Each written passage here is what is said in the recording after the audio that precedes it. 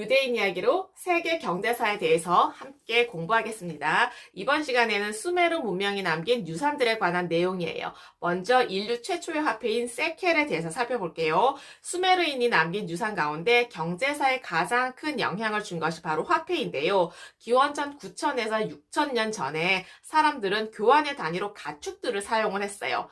나중에 농업이 발달하면서 물불 교환을 위해서 밀이나 작물들이 사용이 되었는데요. 그 뒤에 수메르인들은 기원전 3000년경에 동전 주화를 제조해서 사용했어요.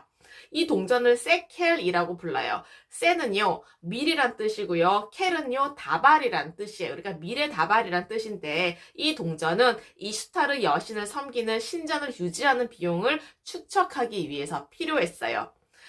수메르인은 화폐를 발명을 해서 물물 교환을 한층 수월하게 할 수가 있었어요. 큰 거래에서는 금과 은이 사용이 되었는데요. 성경에 따르면 아브라함이 아내 사라를 위해서 묘지를 살 때 화폐 단위로 세켈을 사용했다고 전해지고 있어요. 지금도 이스라엘에서는 세켈을 화폐 단위 하나로 쓰고 있는데 세계에서 가장 오래된 화폐 단위라고 해요.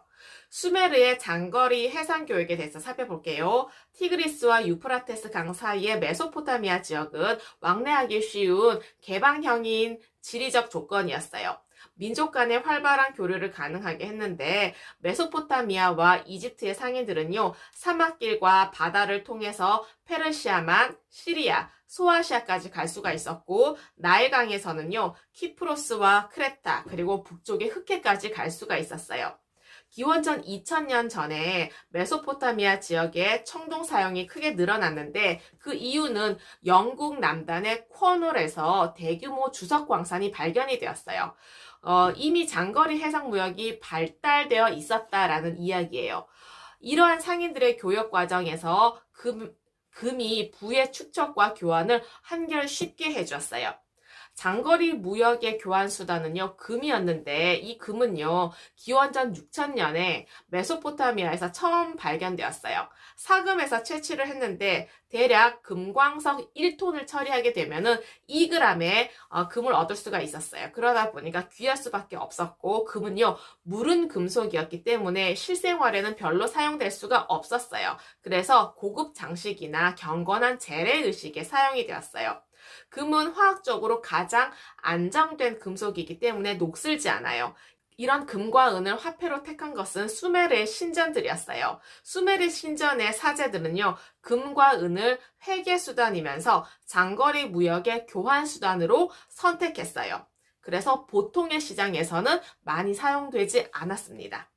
이번에 납땜과 거푸집 발명, 무기의 대량 생산에 대해서 살펴볼게요. 보통 아연은요, 납과 함께 나와요. 아연 광석은 보통 8, 90% 정도의 아연과 나머지 납으로 이루어져 있는데 아연을 다루다가 납땜이 발명이 되었어요. 그리고 세공술로 발달하게 되었어요.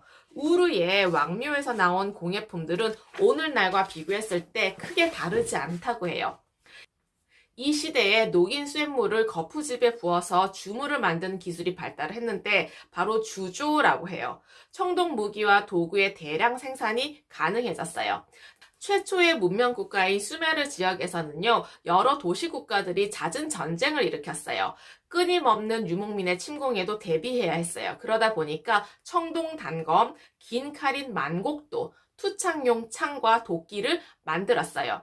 가장 중요한 것은 검이었는데요. 역사에서 연장을 겸하지 않고 오로지 싸우는 데만 쓰인 최초의 물건이 바로 검이었어요.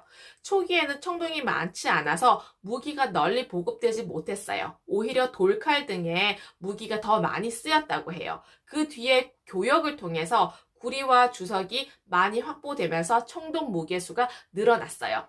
이어서 거푸집을 이용해서 다량의 화살촉과 도끼를 만들 수가 있었는데 이 무기의 등장으로 사람들은 농경이나 수렵을 하는 것보다 다른 지역으로 쳐들어가서 빼앗아 오는 것을 세력을 더 빨리 늘릴 수 있는 방법임을 깨닫게 되었어요.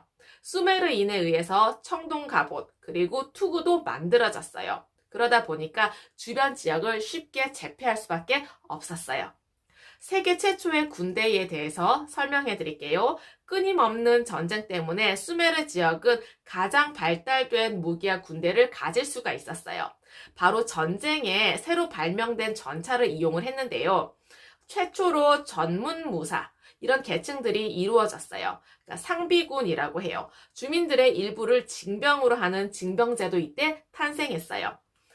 상비군의 출현은요, 상당한 훈련을 요하는 밀집 진형의 탄생을 가능하게 해주었는데, 세계의 주요 문명 국가들은요, 기본 진형 형태가 바로 밀집 진형이에요. 각 병사들이 대오를 맞추고 1열의 병사가 쓰러지게 되면은 2열의 병사가 그 자리를 메꾸는 형식으로 집단적인 힘으로 적을 대항하기에 알맞았어요.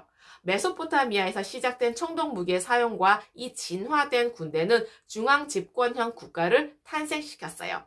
수메르 문명의 중심 도시인 우르에 대해서 살펴볼게요. 청동과 같은 대량의 물품이 메소포타미아의 운하와 수로를 통해서 거래되면서 부가 축적이 되었어요. 그러면서 수메르인의 도시 계획에 의해서 도시 국가들이 많이 세워졌어요. 신전 중심의 다신교 사회였는데 집권 관료층은요, 전문화된 일꾼을 고용할 수가 있었고 전쟁 포로로 노예 제도가 시작되었어요. 수메르 문명을 이루었던 도시 국가들은요, 에리두, 그다음에 키슈, 우르쿠, 우루, 라가시 등 10개가 경쟁을 하고 있었어요. 수메르 최초의 고대 왕국은 에리두였어요. 수메르 신화에 의하면 천신인 아누, 대지신인 엔릴, 물의 신인 엔키가, 다른 신들인 아눈나키, 이렇게 50명을 이끌고 땅으로 내려와서 최초로 건설한 도시가 바로 에리두라고 해요. 수메르의 최강 도시였던 우르는요, 아브라함의 고향으로 성경에는 갈대아 우르라고 기록되어 있어요. 우르가 최강의 도시 국가로 불리는 이유는 많은 유적과 유물을 남겼기 때문이에요. 그들이 남긴 거대한 지구라트, 그리고 도시의 유물, 그 다음에 전차 그림, 황금 투구, 황금 보검, 청동제 화살, 하프, 도미노 게임판, 주사위, 이런 찬란했던 고대 왕국의 모습을 볼 수가 있어요. 우리가 수메르 유물이라고 알고 있는 다수가 우르의 것들이에요. 우르의 법전은 후일의 함무라비 법전의 모태가 되었어요. 당시 우르는 운하로 연결된 항구 도시로 국제 교역이 발달해 있었다고 합니다. 어떠셨나요? 과거의 지혜와 지식을 통해서 현재와 미래의 삶이 좀 더 의미 있고 풍성해지시길 기원합니다. 감사합니다.